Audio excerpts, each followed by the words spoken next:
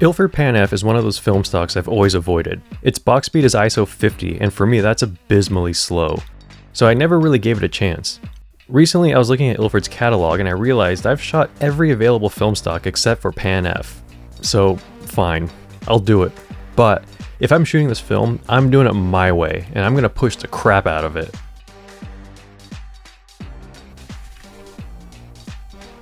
Obviously we start at box speed. I got lucky, so I was able to shoot this whole roll in broad daylight. My biggest concern was being able to shoot this roll handheld.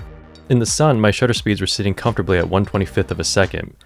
Things got a little bit dicey when I was shooting in the shadows, but overall I was able to shoot this roll handheld, no problems. And after I scanned these in, I was surprised by the results.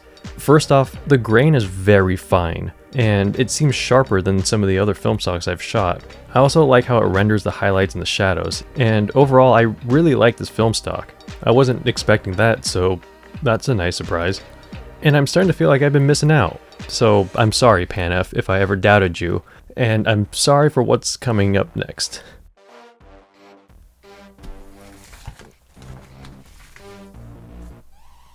(100). To my eyes, this is more of the same. If you were to tell me that these were all shot at box speed, I would believe you. I feel like there's a little bit more contrast. Overall, I still like it. I'd say it's very usable at 100.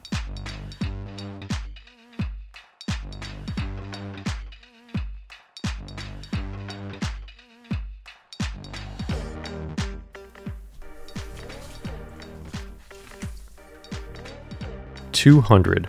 At 200, there's a noticeable bump in contrast. You start to lose some of the details in the shadows and the highlights, but you can still salvage some of it in post. And I'm still amazed by how sharp these pictures are turning out.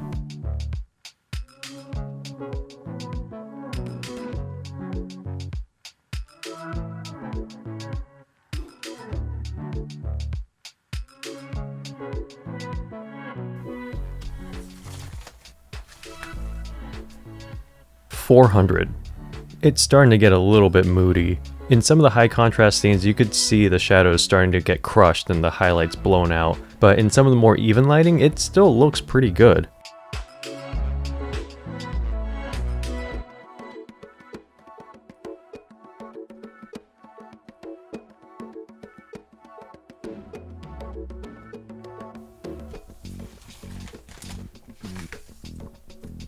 (800). The highlights are being captured fine, it's just the shadows that are going. Some of the shots in flat lighting came out fine as well, but anything with harsh contrast, the shadows just completely fall off. And looking at the negatives, I very well could have underdeveloped this as well, so I'm just throwing that out there.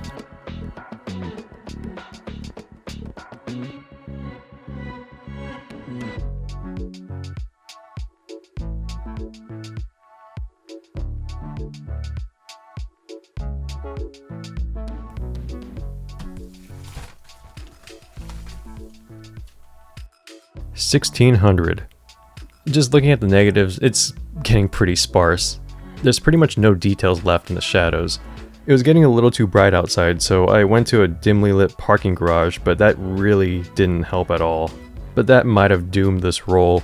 But you know, some of the high contrast stuff kind of looked cool, so there's that I guess. But then there were some other shots that didn't really work out at all.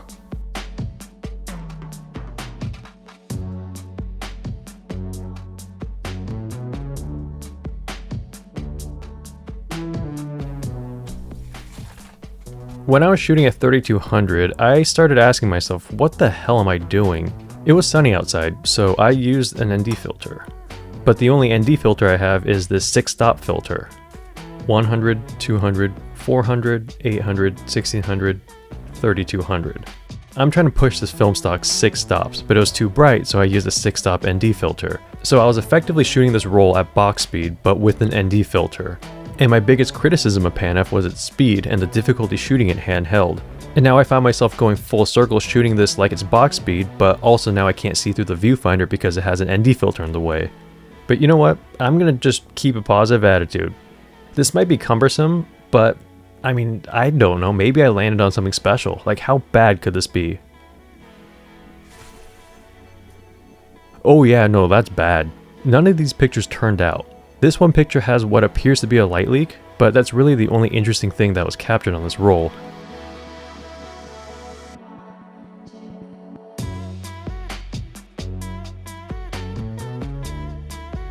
And to show you how optimistic I was, the last 3 frames was supposed to be a trichrome, and this is what I got. After all of this, I actually had 1 roll left. Instead of trying to push one more stop, I shot my last roll at 3200 and Stan developed it. This somehow came out worse. I'll freely admit that I could have screwed something up, and I most likely did. But as of right now, I feel like 800 is the upper limit for a decent usable image, and it seems to fall off a cliff pretty quickly after 800. At the end of the day, would I ever try this again? Probably not. But it's nice to know how far I can push it.